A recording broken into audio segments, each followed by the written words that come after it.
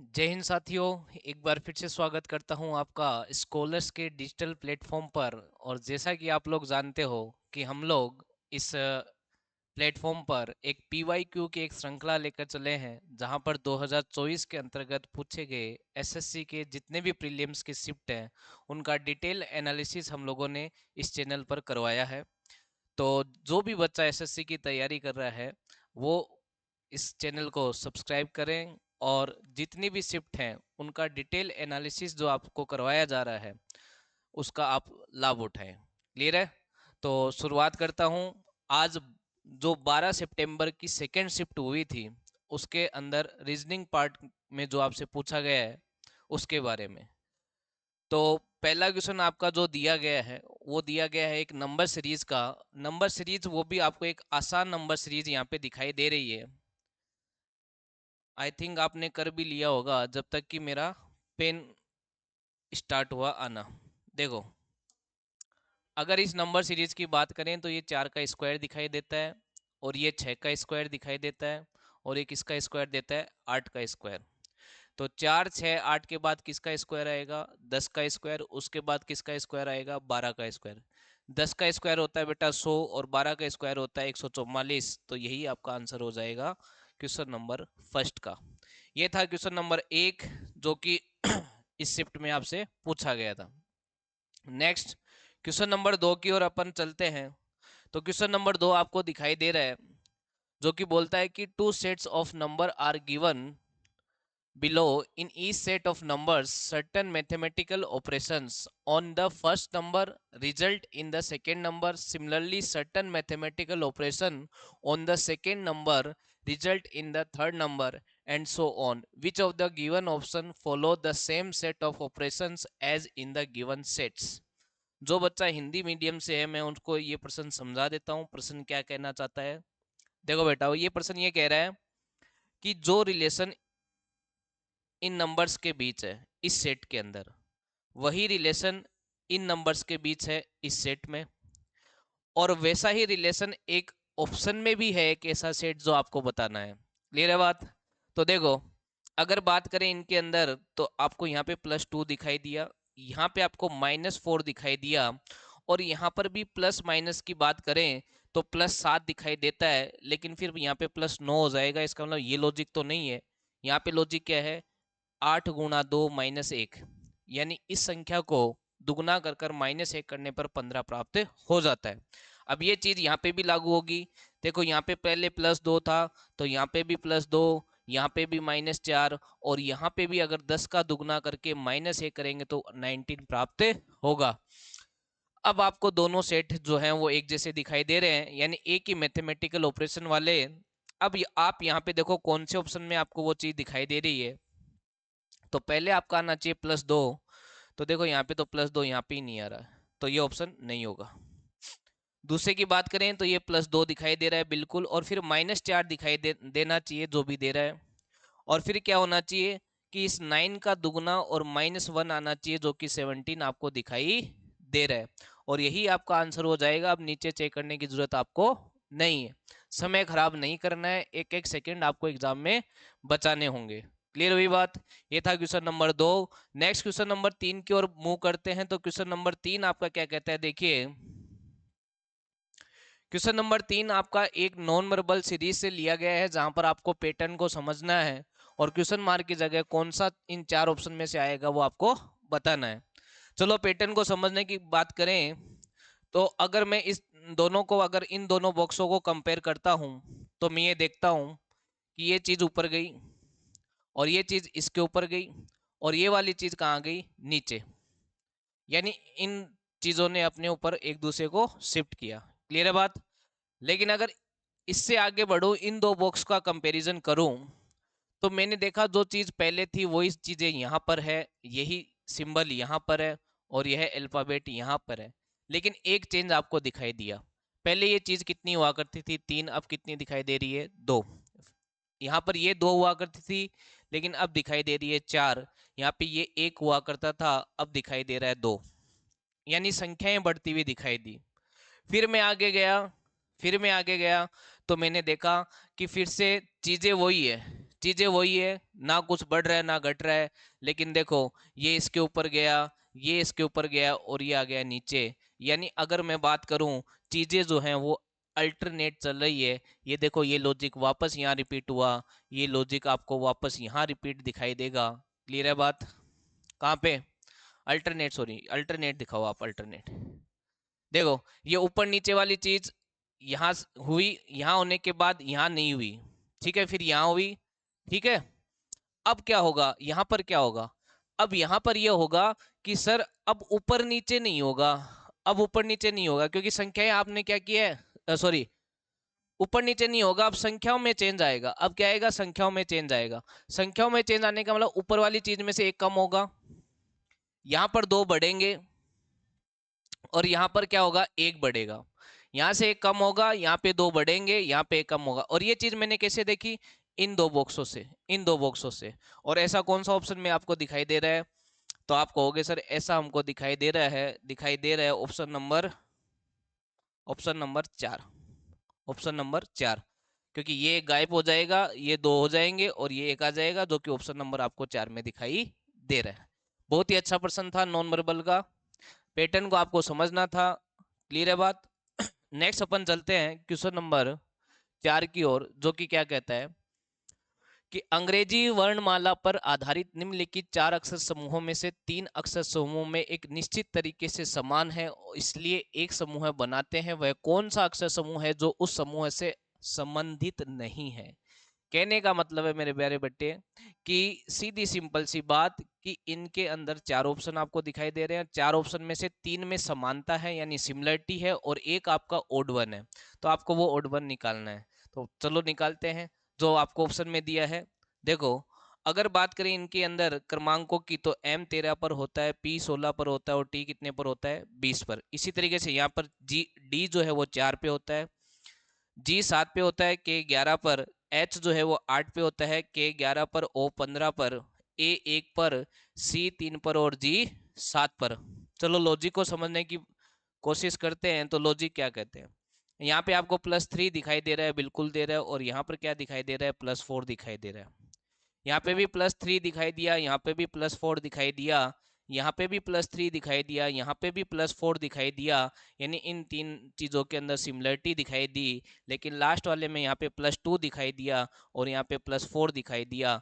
तो यही आपका अलग हो गया। यही आपको बताना था कि कौन सा समूह है वो बाकी तीन से अलग है। क्लियर हुई बात? नेक्स्ट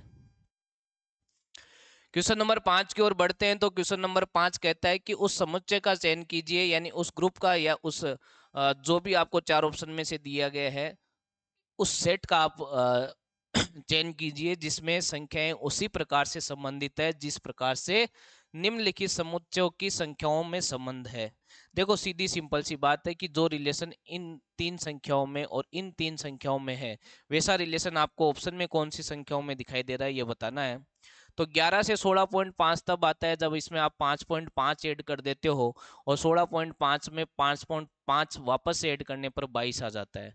और वही चीज आपको यहाँ पे दिखाई दे रही है कि 14.5 में जब आप 5.5 ऐड करोगे तो 20 आएगा और 20 में 5.5 ऐड करोगे तो आपको 25.5 मिलेगा। तो ऐसा सेट आपको कहाँ पे दिखाई दे रहा है? तो देखो, आपको ऑप्शन नंबर ए में दिखाई दे रहा है कि 18 में 5.5 जोड़ूंगा तो 23.5 और 23.5 में अगर 5.5 ऐड करूंगा तो मेरे को 29 मिलेगा। इससे आगे आपको चेक करने की आवश्यकता नहीं है, यही आपका आंसर है। नेक्स्ट क्वेश्चन नंबर 6 की ओर बढ़ते हैं। तो एक आसान प्रश्न आपको दिखाई दे रहा है कि select the correct mirror image of the given figure when the mirror is placed at M as shown in below। कहने का मतलब है कि आपको इसका दर्पण प्रतिबिंब बताना है। तो दर्पण प्रतिबिंब बताने के लिए मैं कहता हूं आप ऑप्शन से जाया करो। देखो, ये R का मिरर इमेज नहीं बना रहा है तो ये आंसर नहीं होगा। यहाँ पे 2 का है, इसका भी है, इसका भी है, ये देखो उल्टा कर दिया, जल प्रतिबिंब बना दिया, ये भी नहीं होगा। ये ठीक है, ये ठीक है, ये भी ठीक है। क्या 4 का यही प्रतिबिंब बनेगा? तो आप कहोगे सर बिल्कुल 4 का ये प्रतिबिंब बनेगा, के का यही बनेगा और ई का भी यही बनेगा। क्लियर है बात? सॉरी 6 है तो 6 का यही बनेगा। यहाँ पे क्या दिक्कत थी? ये 2 को ऐसा का ऐसा रख दिया, इसका मतलब यही आपका आंसर है, यानी option number C. Next question number 7 की ओर चलेंगे। देखो ये जो मिरर इमेज के हो गए या फिर जो प्रश्न एकदम आसानी से आपको दिखाई दे रहा है उस पर मैं ज्यादा समय नहीं देना चाहता, क्योंकि आपके लिए भी समय महत्वपूर्ण है और मेरे लिए तो उससे भी ज्यादा। नेक्स्ट अपन बात करते हैं क्वेश्चन नंबर 8 की। 7 हो गया ना आपका? क्वेश्चन नंबर 7, अच्छा 7 है। क्वेश्चन नंबर 7 कहता है विच of the following term will replace the question mark in the given series. आपको एक श्रृंखला दी गई है, वो भी एक अल्फाबेटिक श्रृंखला।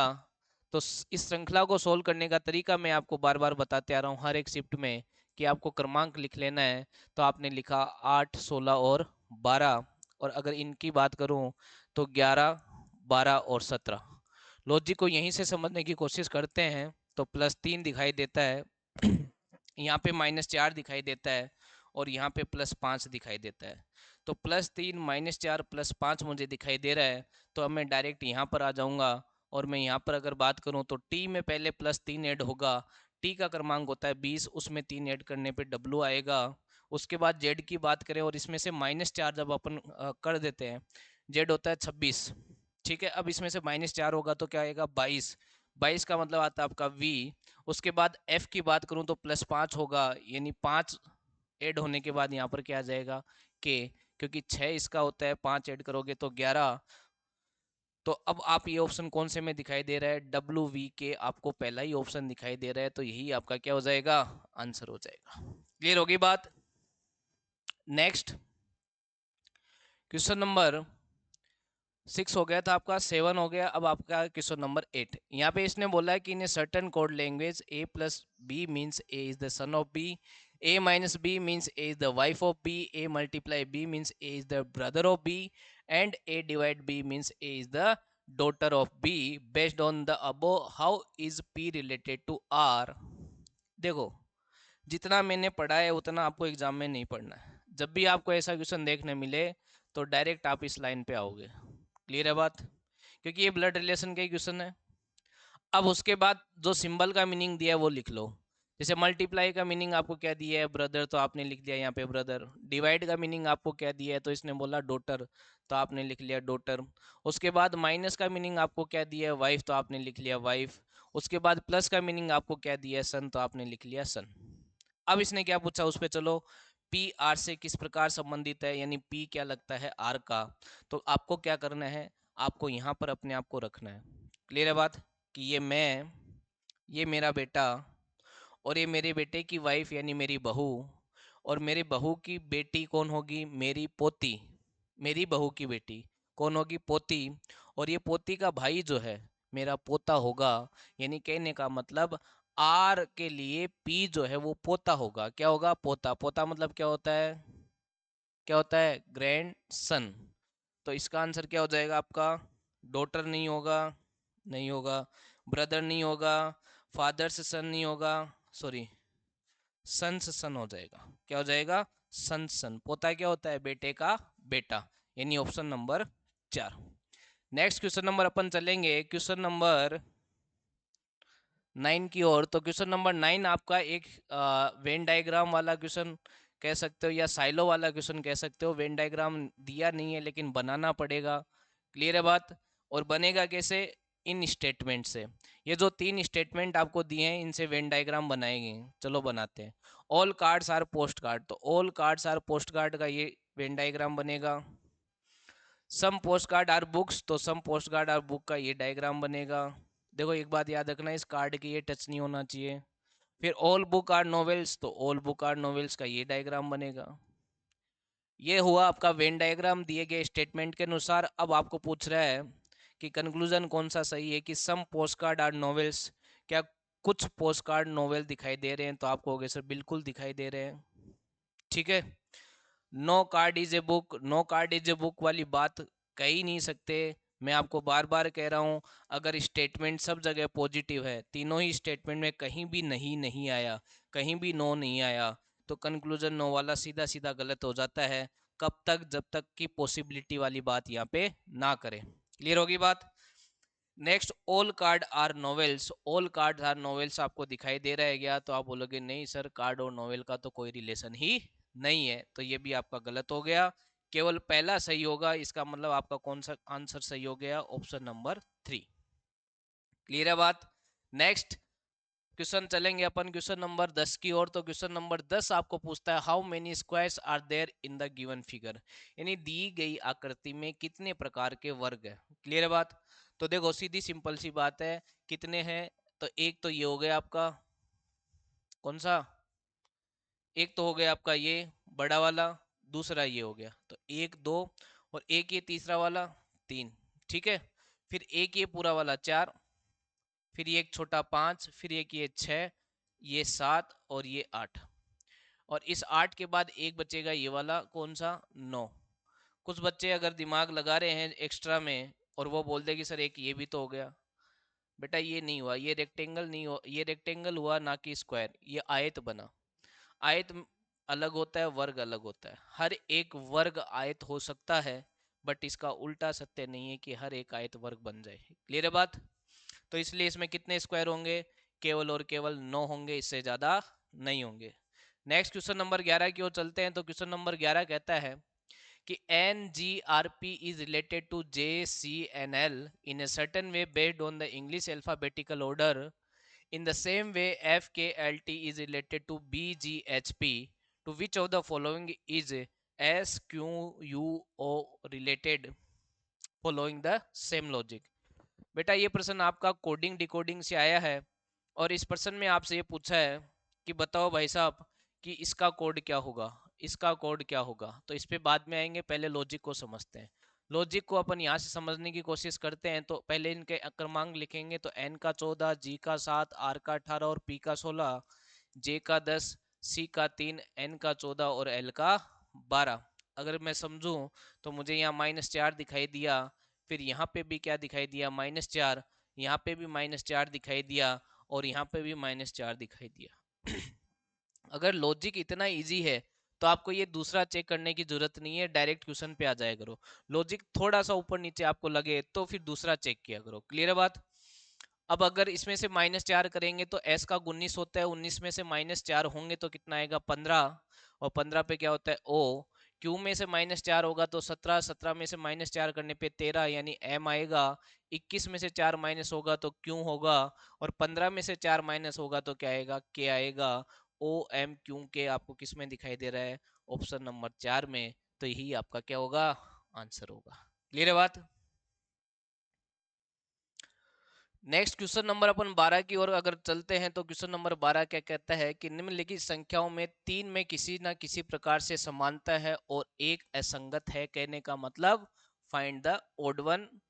क्लियर है बात। यानी आपको क्लासिफिकेशन करना है। तो देखो बेटा, अगर क्लासिफिकेशन की बात आती है तो मैं यहाँ पर क्या लॉजिक देखता हूँ, मैं यहाँ पे लॉजिक देखता हूँ कि 19 प्लस 11 जो कि कितना हो गया, 30, और अगर उसको 330 से डिवाइड करता हूँ, 330 में डिवाइड करता हूं तो मुझे कितना प्राप्त होता है, 11।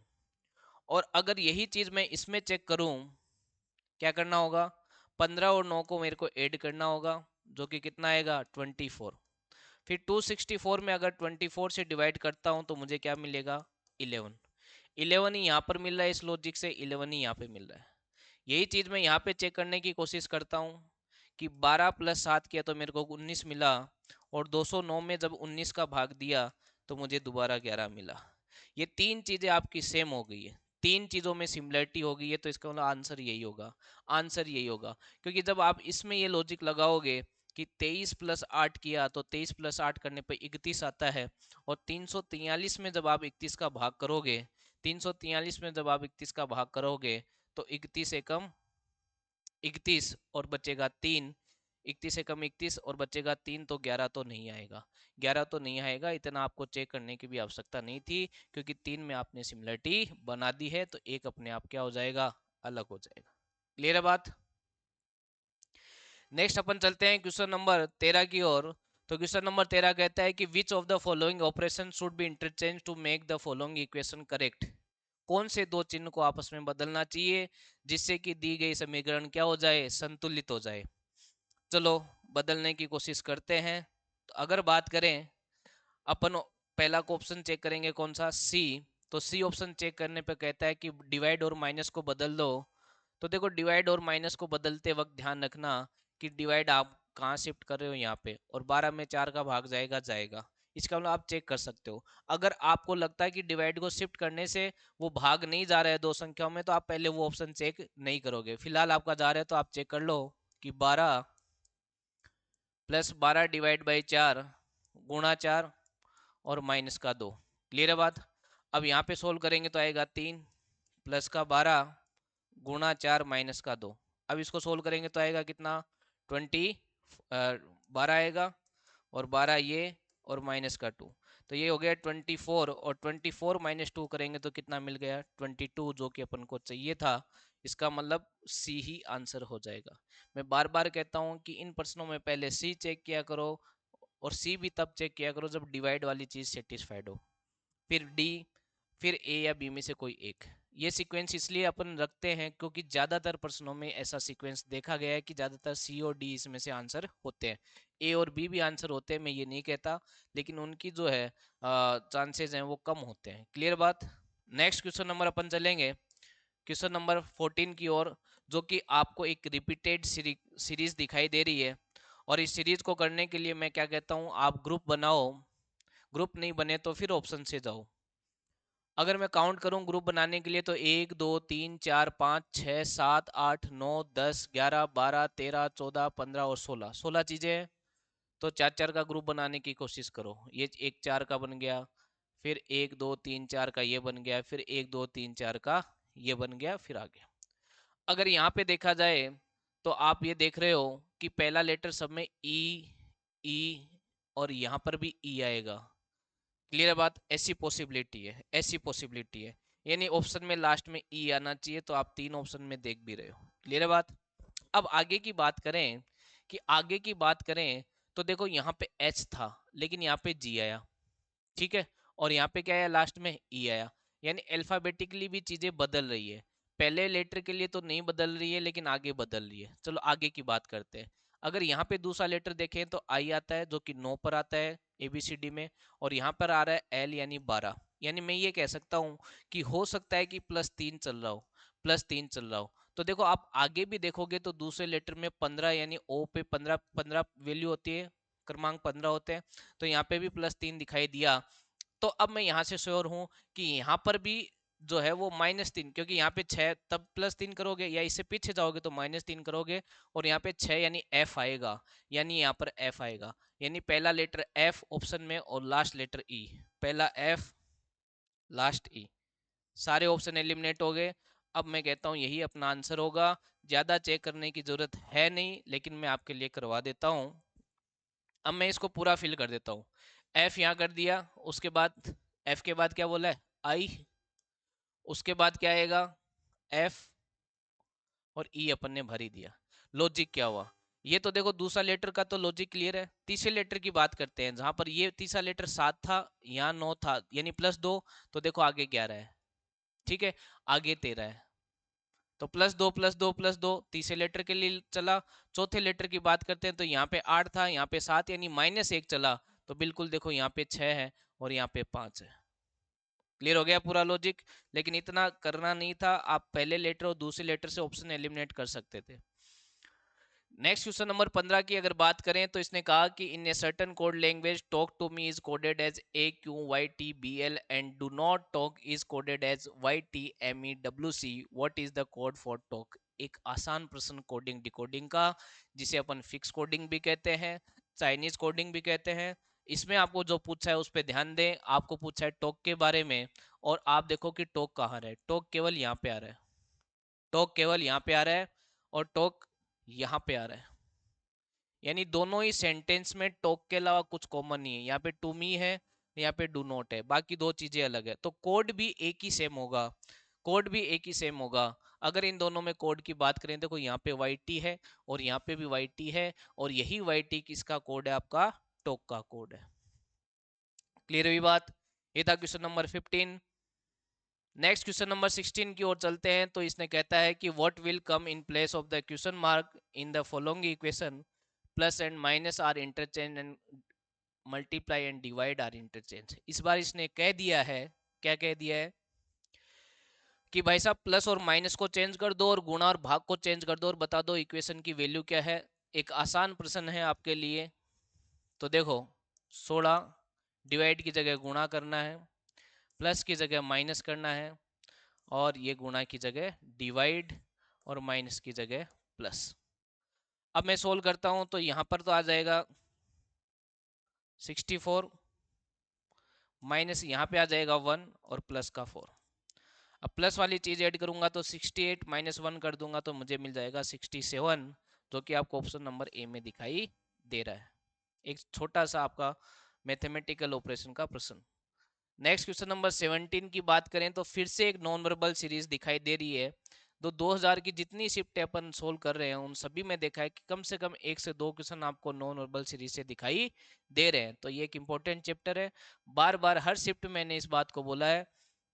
तो इसके खूब क्वेश्चन आप थोड़े प्रैक्टिस कर लीजिए। अगर आपके पास क्वेश्चन अवेलेबल नहीं है तो हमसे संपर्क करें।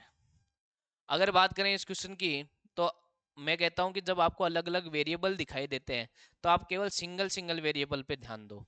और मेरा जो सबसे फेवरेट होता है वो सेंटर वाला होता है, कि ये सेंटर वाली चीजें कैसे आ रही है, सेंटर वाली चीजें कैसे आ रही है। देखो बेटा, ये जो एरो है पहले इस कॉर्नर पे हुआ करता था, तो ये एरो यहाँ आ गई। अब इसका मतलब ये वाली चीज यहाँ आई।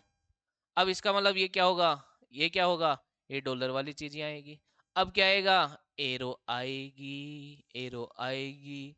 इसका मतलब ऑप्शन ये तो नहीं होगा, ये नहीं होगा बेटा। दो बच गए, दो बच गए। एक और एलिमिनेट हो जाता तो बात ही खत्म हो जाती।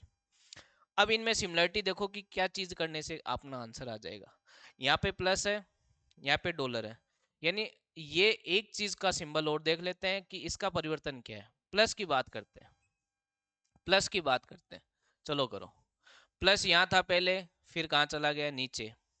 फिर प्लस ऊपर गया, फिर प्लस नीचे। तो इसका मतलब प्लस ऊपर आएगा ही आएगा, यानी ऑप्शन नंबर बी ही होगा, बी ही होगा। इस तरीके से एक एक वेरिएबल पे ध्यान देते हुए अपन ऑप्शन एलिमिनेट करते जाएंगे और आंसर तक आराम से पहुंचते जाएंगे। नेक्स्ट क्वेश्चन नंबर अपन चलते हैं 18 की ओर, जहां पर कहता है 346 एक निश्चित तर्क का अनुसरण करते हुए 245 से संबंधित है। उसी प्रकार 580 479 से संबंधित है। तो बताओ 613 किससे संबंधित है। तो देखो बेटा, ये कह रहा है कि 346 आपका किससे रिलेटेड है, 245 से। फिर इसने क्या कहा, 580 जो है वो किससे रिलेटेड है, तो आपने कहा 479 से। अब इनके बीच रिलेशन की बात करूं तो अगर मैं इनमें से माइनस करूं एक दूसरे को माइनस करूं तो यहाँ पे बचेगा एक, यहाँ पे 0 और यहाँ पे 101 का डिफरेंस है। लॉजिक दोनों में सेम बैठ जाए तो मतलब वही लॉजिक फॉलो हो रहा है। अगर बात करूं 10 में से 9 तो 1 जाएगा, और 8 में से 8 जाएगा 0, और 5 में से 4 जाएगा 1। यानी डिफरेंस करने पे दोनों जगह 101 दिखाई दे रहा है। इसका मतलब डिफरेंस वाला ही लॉजिक लेकर चला है। अब आपको पूछा है 613 किससे रिलेटेड है, तो आप कहोगे सर 613 को अब प्लस करोगे तो ऊपर जाएगा, नीचे या तो प्लस वाली या माइनस वाली, वो देखेंगे अब क्या आएगा। इससे आंसर आ रहा है माइनस करने पर। तो आपने कहा सर 2 1 5 512 आना चाहिए, जो कि ऑप्शन में मिल रहा है। इसका मतलब यही बात हो गई, यही बात होगी। प्लस करने पे क्या था, 4 1 7, जो कि ऑप्शन में नहीं है। इसका मतलब माइनस करके देख लेते हैं। क्लियर होगी बात। ये था question number 18। Next question number 19 की ओर चलते हैं, जो कि एक कंप्लीशन ऑफ फिगर यानी डायग्राम को पूरा आपको करना है।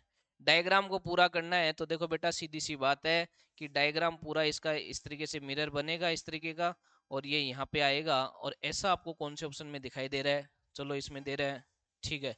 लेकिन देखो एक बात देखो, क्या ये सेंटर, ये जो लाइन है, ये जो लाइन है वो यहाँ पे गई है क्या, नहीं गई ना। ये यहाँ पे नहीं गई, ये यहाँ पे आई है। और इसमें क्या हो रहा है, ये वाली लाइन को कहाँ ले गया, ऊपर तक ले गया, सेंटर तक ले गया। ये ऑप्शन नहीं हो सकता, इसमें तो वो लाइन ही नहीं है, तो ये बिल्कुल नहीं होगा।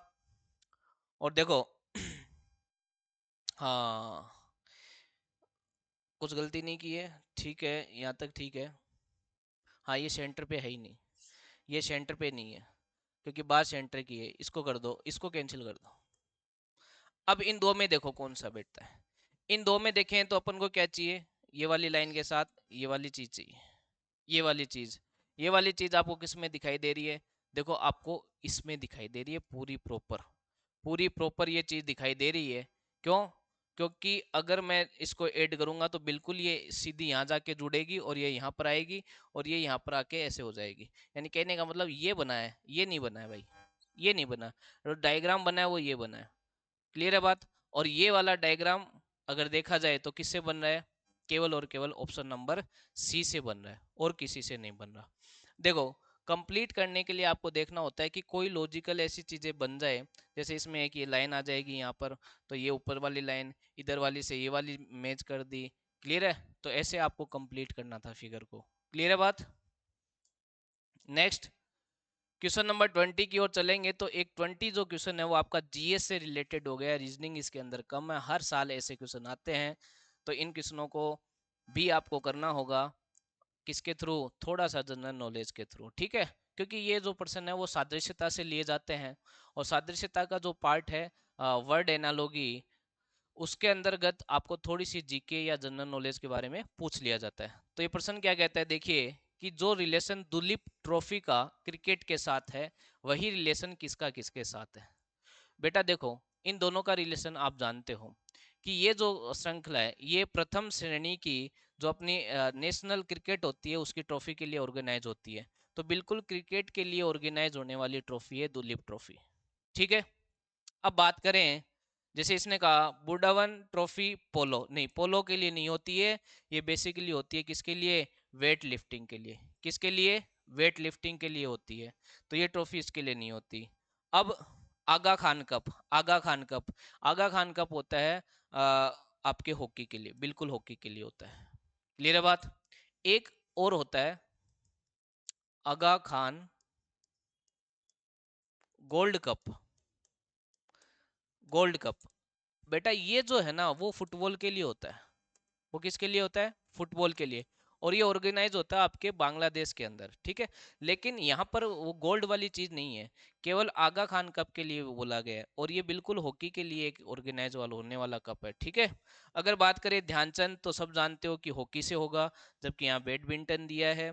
और डूरंड कप, डूरंड कप क्या है आपका? ये किससे रिलेटेड है? ये फुटबॉल से रिलेटेड है, और इसे कहा जाता है ओल्डेस्ट, ओल्डेस्ट एशिया का जो आपका फुटबॉल टूर्नामेंट होता है उसके लिए ऑर्गेनाइज किया जाता है। ठीक है? तो ये था इसका क्वेश्चन का आंसर, क्या? आगा खान कप किसके लिए? हॉकी के लिए।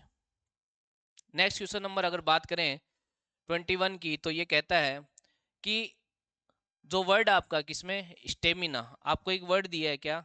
STAMINA, stamina. और इस शब्द में ये कह रहा है change the preceding letter in English, किसके? वोवेल को, यानी जितने भी वोवेल है उसको तो पीछे वाले लेटर से यानी -1 लेकर, और जितने भी कॉन्सोनेंट है उनको +1 यानी आगे वाले लेटर से चेंज करना है। वोवेल कौन से होते हैं रीजनिंग में? A E I O U। तो AEIO के तो लिए क्या करना है? पीछे वाला अक्षर। और बाकी के जो अक्षर हैं उसके लिए क्या करना है? आगे वाला अक्षर। लेकिन उससे पहले इसने एक लाइन और बोली है, how many letters are there in the English alphabetical order between the letter which is third from the right. देखो ये होता है राइट, और ये होता है left. Third from the right कौन सा हो गया? First second third. Third from the right हो गया आई। ठीक है? फिर कौन सा बोला? Second, third to the right between letter in which third from the right and fourth from the left. Fourth from the left का मतलब क्या हो गया? 1 2 3 4। फोर्थ फ्रॉम द लेफ्ट क्या आ गया? एम। अब इनके बीच लेटर नहीं बताने हैं डायरेक्ट, इनके बीच डायरेक्ट लेटर नहीं बताने हैं, पहले ये काम भी करना होगा कि अगर वोवेल है तो इसको -1 से, तो आई है वोवेल, इसका मतलब इसको क्या लेना है? एच। और कॉन्सोनेंट को +1 से, यानी इसको क्या लेना है? एन। तो बेसिकली अब आपको एच और एन के बीच अक्षर बताने हैं। तो एच और एन के बीच कौन कौन से अक्षर हो गए? तो आपको हो गए सर आई हो गया, जे, के, एल, एम। IJKLM कितने लेटर हो गए? 1 2 3 4 और 5। तो ये था इस क्वेश्चन का आंसर आपका 5। ये काम करना ना भूले, क्योंकि बच्चा ये करना भूल जाता है और इन दोनों के बीच लेटर बता के आ जाता है। क्लियर है बात? नेक्स्ट क्वेश्चन नंबर 22 की बात करें तो फिर से एक कोडिंग डिकोडिंग का प्रश्न दिखाई दे रहा है, और इन प्रश्नों का आंसर कैसे करना होता है कि जो पूछा है उस पर गौर करो। तो आपने बोला कि सर प्ले का कोड पूछा है, और प्ले अगर आप देखो तो प्ले यहाँ पे दिखाई दे रहा है और प्ले यहाँ पे भी दिखाई दे रहा है, लेकिन इसके अलावा यहाँ पे इन स्कूल और यहाँ पे कैन वी यानी चीजें अलग है, यानी एक ही कोड होगा जो दोनों जगह सेम होगा, वही आंसर हो जाएगा। तो अगर बात करें टीसी की, बात करें किसकी, टीसी की, जो दोनों जगह सेम दिखाई दे रहा है, वही टीसी किसका आंसर हो जाएगा, प्ले का कोड हो जाएगा। क्लियर है बात। नेक्स्ट क्वेश्चन नंबर 23 की ओर चलते हैं। क्वेश्चन नंबर 3 फिर से कोडिंग डिकोडिंग का प्रश्न दिया है, जहां पे बोला है कि in a certain code language book is written as ZNNI, SHOP written as QFNN, तो NOTS को क्या लिखा जाएगा। तो देखो, प्रश्न को करने के लिए सबसे पहले इसके क्रमांक लिखेंगे, तो 2, 15, 15 और 11, और जेड की बात करें तो 26, 14, 14 और 9। अगर लॉजिक को समझने की बात करें तो बिल्कुल ये -2 दिखाई दे रहा है। यहाँ पे क्या दिखाई दे रहा है, तो आप कहोगे सर -1, यहाँ पे भी -1 और यहाँ पे भी -2। अब बेटा देखो ध्यान से समझना मेरी बात। अगर मैं कहूं कि लॉजिक हो गया -2, -1, -1, -2, तो बिल्कुल सही हूं, लेकिन मेरे जो दिमाग में एक चीज आ रही है, वो आ रही है कि यार ये जो दो चीजें थी ना, ओ ओ, ये दो चीजें तो थी वोवेल, और बाकी क्या थी, कॉन्सोनेंट। तो लॉजिक तो ये भी हो सकता है कि कॉन्सोनेंट में से तो ये कितना माइनस कर दे, 2, और जो वोवेल है उसमें से कितना माइनस कर दे, 1। यानी दो चीजें अगर आपके सामने आ रही है, इसका मतलब आपको एक हिंट और दिया है, उससे आप इस चीज को कंफर्म करो, उससे आप इस चीज को कंफर्म करो। तो अब इस बार ये कोड भी देखना पड़ेगा कि एस को 19, एच को 8, ओ को 15, पी को 16 लिखा जाता है, और जो कोड किया गया वो किया गया है 17, 6, 14 और 14। अगर यही लॉजिक होता -2, -1, -1, -2, तो बात बैठती नहीं। क्यों? क्योंकि यहाँ पे लॉजिक है -2, यहाँ पे है माइनस, देखो यहाँ पे भी -2, और यहाँ पे क्या है -1, और यहाँ पर क्या है -2। तो देखो -2, -1, -1, -2 वाली सीरीज तो यही है ही नहीं। लेकिन अब ये बात बैठ गई कि वोवेल में से तो एक कम करना है और कॉन्सोनेंट में से दो कम करना है। तो जब चीजें जब चेंज होगी तो आपको दो हिंट एटलीस्ट वो देगा। अब चलो जो पूछा उस पर गौर करते हैं। तो इसने किसका पूछा है, NOTES को। तो अगर बात करें इस कंसेप्ट की, ये कंसेप्ट लग रहा है भाई, तो n में से कितने कम होंगे, तो आप कहोगे सर m तो कॉन्सोनेंट है, दो कम होंगे, l आ जाएगा। ठीक है। o जो है वो आपका वोवेल है, तो एक ही कम होगा, और कितना आ जाएगा, n आ जाएगा। इसमें से कितना कम होगा, दो, तो r आ जाएगा। इसमें से एक ही कम होगा तो क्या आ जाएगा, d आ जाएगा। और इसमें से दो कम होगा तो 19 - 2 17, यानी क्यों आ जाएगा। LNRDQ, LNRDQ आपका ऑप्शन नंबर ए।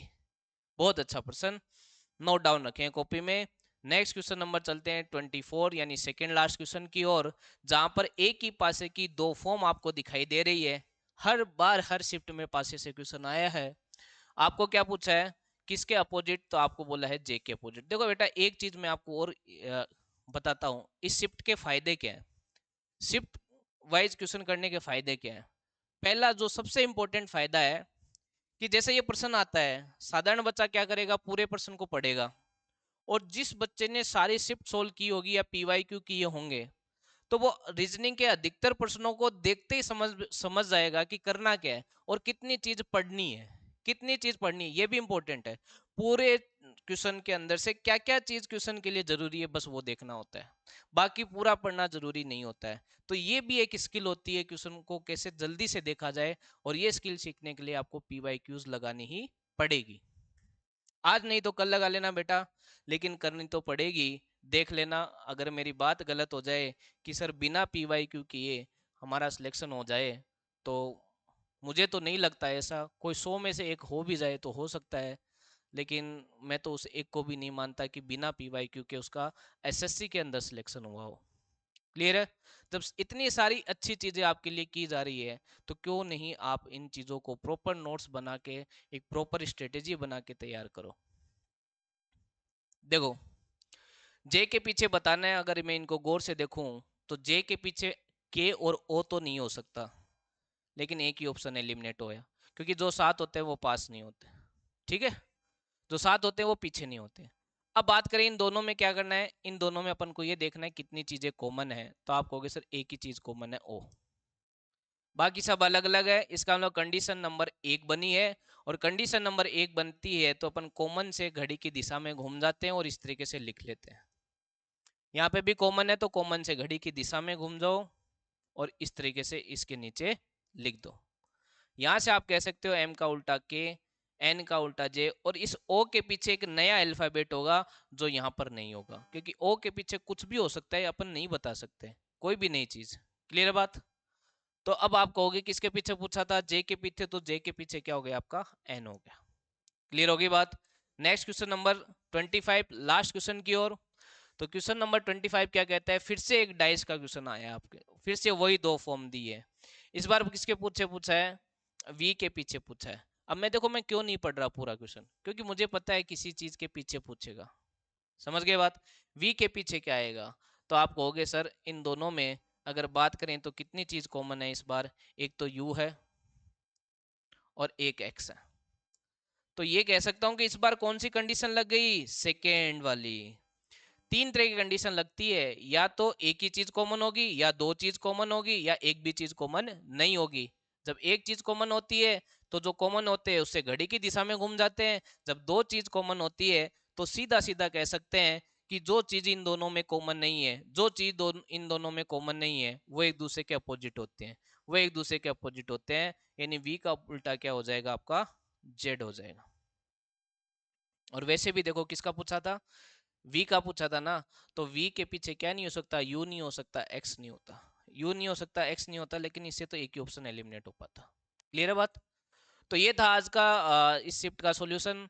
बहुत ही आराम से आप इन चीज़ों को बताया गया है। फिर भी आप कमेंट कीजिए अगर आपको किसी भी चीज़ की दिक्कत लगती है, वॉइस की या फिर क्लियरिटी की, या फिर और इसको डिटेल में एक्सप्लेन करें, किस तरीके से इन चीज़ों को और बेहतर बनाया जा सके, इसके लिए आपको कमेंट करना है। क्लियर है बात?